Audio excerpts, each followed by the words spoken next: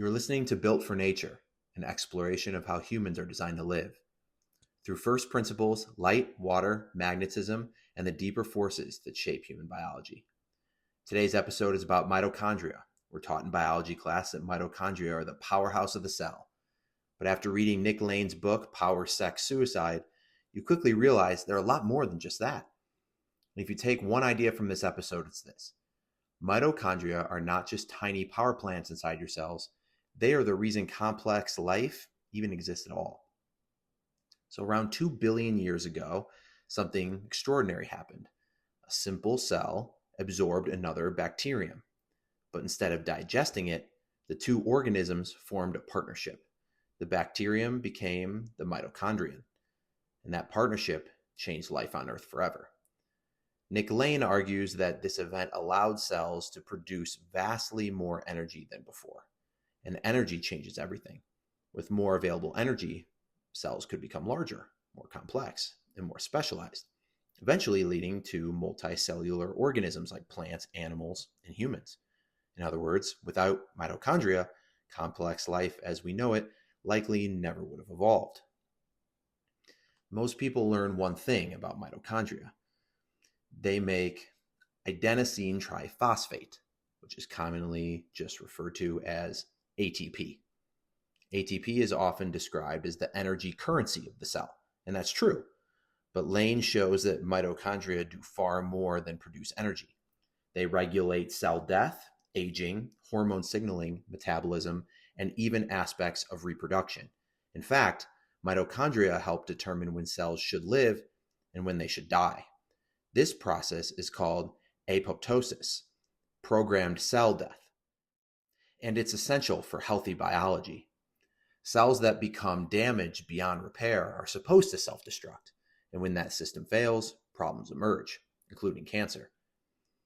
Another major theme in Lane's book is the role mitochondria play in aging.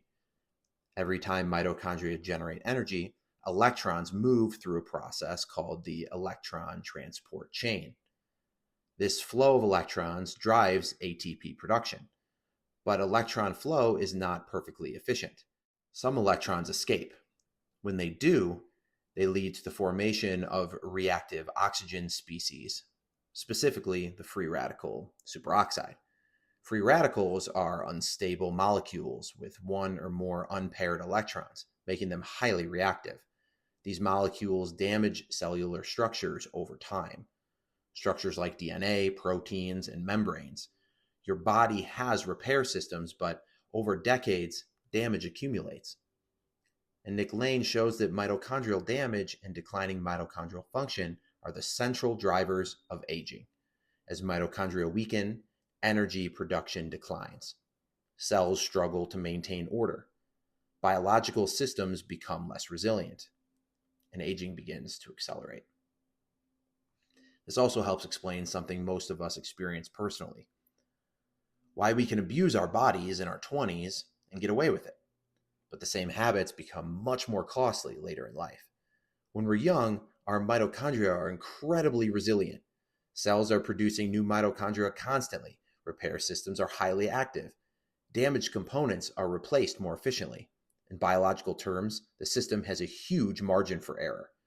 You can lose some efficiency and still maintain strong energy production, which is why younger bodies often recover quickly from stress. Poor sleep, metabolic swings, heavy training, environmental stress.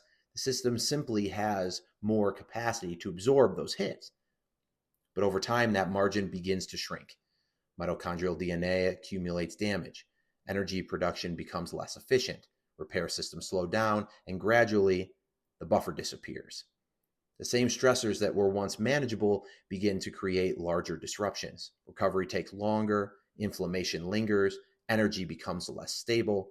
This gradual loss of mitochondrial efficiency is the major driver of aging itself, which leads to an important insight. When we're young, our biology protects us, but as we age, we increasingly have to protect our biology. Supporting mitochondrial health becomes that much more important with each passing decade. Not because the system suddenly breaks, but because the margin for error gets smaller. And the smaller that margin becomes, the more our daily choices start to matter. So once mitochondrial resilience starts to decline, the consequences can extend far beyond aging, which is why mitochondrial dysfunction shows up in so many diseases. Since mitochondria sit at the center of energy metabolism, their dysfunction ripples through the entire body.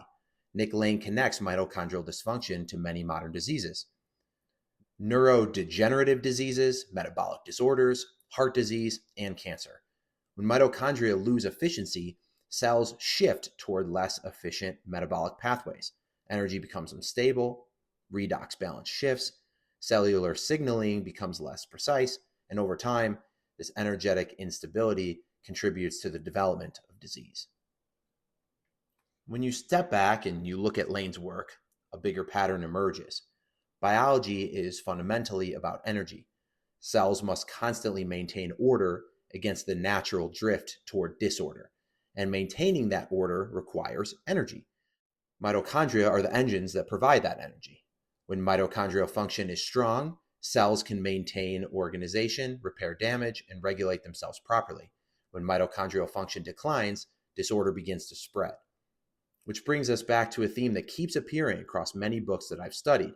Health looks like order, disease looks like disorder, and mitochondria sit right at the center of that balance. So what does this mean in practical terms? Well, since mitochondria are central to health, then supporting mitochondrial function becomes incredibly important. Several lifestyle and environmental factors directly influence mitochondrial health, with sunlight exposure being right at the top of that list. Natural light exposure helps regulate circadian rhythms, which influence mitochondrial activity. Movement is also important. Exercise stimulates mitochondrial biogenesis, which is the creation of new mitochondria. Embracing darkness at night and getting high-quality sleep is another. Deep sleep supports mitochondrial repair and energy balance. General metabolic health with stable blood sugar and metabolic flexibility reduce unnecessary mitochondrial stress. And environmental alignment, in other words, living in ways that respect the biological rhythms our mitochondria evolved under.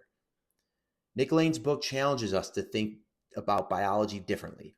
Instead of viewing health purely through symptoms and isolated organs, we start to see the body as an energy system, one built on billions of tiny power stations, all working together.